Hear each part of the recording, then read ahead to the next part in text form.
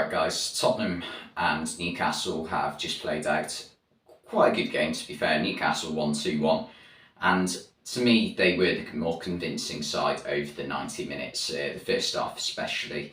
Tottenham, they didn't start the game too badly. Heung-min Son had a couple of snapshots, but to me, Son at the moment just stinks of a player who feels under pressure, because obviously last season he was brilliant, scored 23 league goals, I think, and was nearing 30 in all competitions, so had a good season last year.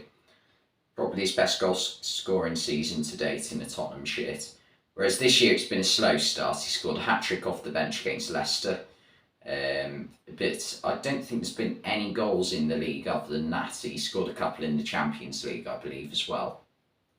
But he certainly feels like he needs to maintain his goal scoring standards. But when that happens, when you start to get desperate, that's when you start trying things that you wouldn't normally do, and you start doing things that aren't natural to the way you play. So I think he just needs to relax, and I think the goals will eventually come. It will eventually come, and every forward goes through barren patches, so it's nothing that bad. He's not playing horrendously, just having a bit of a tough time goal scoring wise.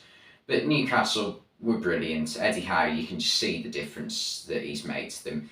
I think they've played 4 of the so-called Big Six so far this season, and other than a 98th minute winner against Liverpool, they're unbeaten in all of them. So that is a big achievement. And Newcastle right now look like a side that will get a European spot come the end of the season. They're brilliant. The amount of energy they play with is really refreshing, to be honest.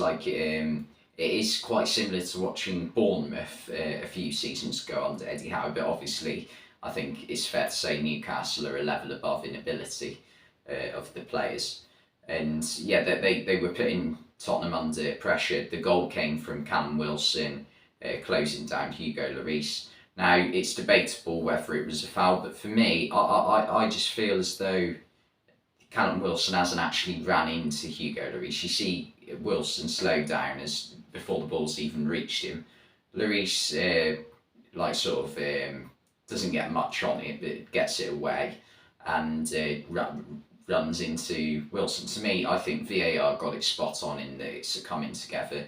Wilson finishes it excellently, similar chance to what Welbeck had in the City versus Brighton game. Wilson was a bit more simpler, I think that's fair to say, but it was still a really well taken finish.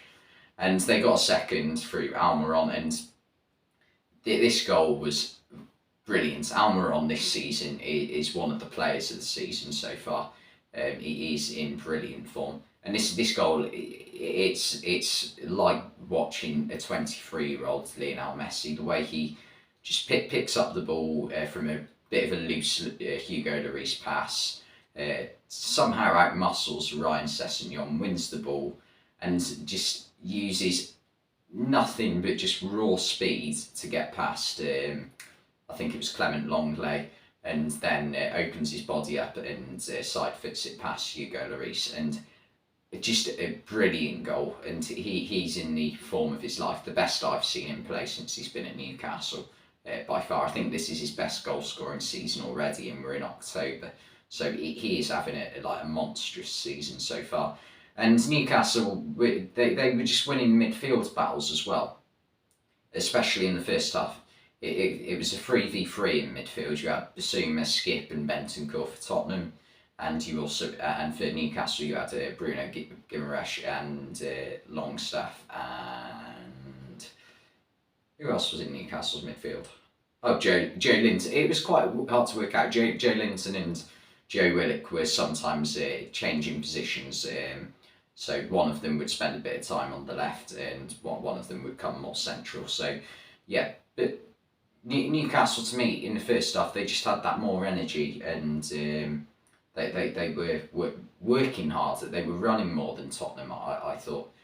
To me, Tottenham did miss Højbjerg. I know Skip's a hard-working midfielder, but he doesn't quite have the I'd for a pass that Højbjerg does, and also just the experience in general. I think to me, Ollie Skip, he's.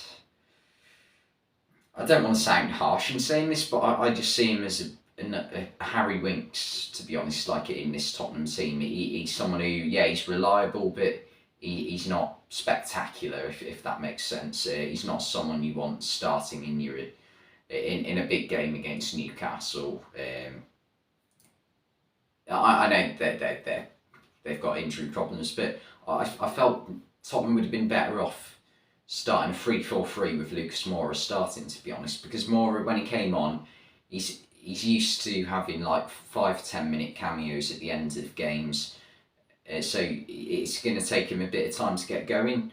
But I just feel as though Lucas Moura, like, something's got to be up there, because Moura's never really had a spell at Spurs where he's been a bad player. He had quite a good start to last season, but then Conte came in and his game time just decreased and decreased and decreased.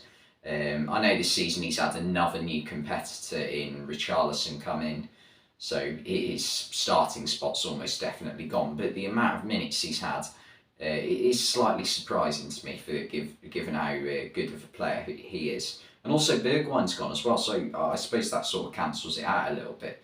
But he needs to get more minutes for me, I think. But yeah, second half, Spurs started to get a bit more control. They got a goal back through Harry Kane.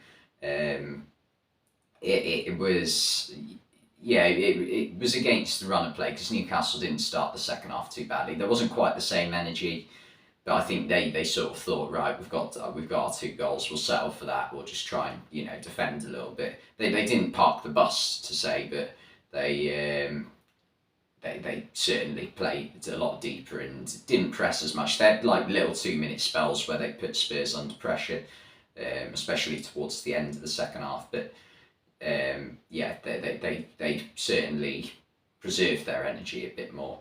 And the goal, just came from a corner, and Trippier switched off for half a second, but you can't do that when you're marking Harry Kane. He'll get past you and head it in. It shouldn't have really bounced in the area, to be honest, the cross. So, not the greatest goal for Newcastle to concede, but given the result, I think they'll take it 2-1 win at Tottenham. It is a good result for any team. Doesn't matter if you're Real Madrid or Blackburn Rovers. It's a good result winning at Tottenham. But yeah, the Newcastle, the sky's the limit right now. I feel like everyone is in this moment with Newcastle where it's like, yeah, they're such a great team to watch. They're really enjoyable, and it's exciting to see. And I'm part of that, to be honest. I do really like watching Newcastle at the moment, but I do feel it's inevitable that it's going to get to a point like it has done with Chelsea and Man City in the past, where it's like, just a load of oil money that's got them here. It's not real football, is it? Like what everyone says. But I'm still enjoying and watching. I know in 5-6 years when Newcastle are challenging for titles, because it is going to happen. Let's face it. We're not going to have the same opinion of them, are we? Because Man City right now are playing some of the best football the English football's ever seen. Yes, all we ever want to do is just see them lose. And that goes for pretty much every football fan, because we're sick of seeing them win trophies.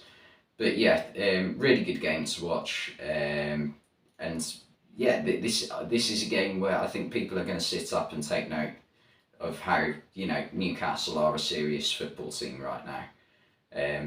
They also look sharp defensively. I've said how good they are pressing, like players like Callum Wilson and Almiron up front pressing, as well as the midfield playing well. But even it's a solid back forward. You've got Trippier, who is good going forward and can defend, despite what I said about the Harry Kane goal. And also you've got a good centre-back partnership in Cher and Botman. Botman's a player I really like, and I think he could become an integral part of Newcastle's rise to the top of football. And Dan Burn doesn't put a foot wrong at left back. He played there a lot for Brighton, I think, in his time there. So really good to watch. But thanks for watching this video, and I'll see you next time.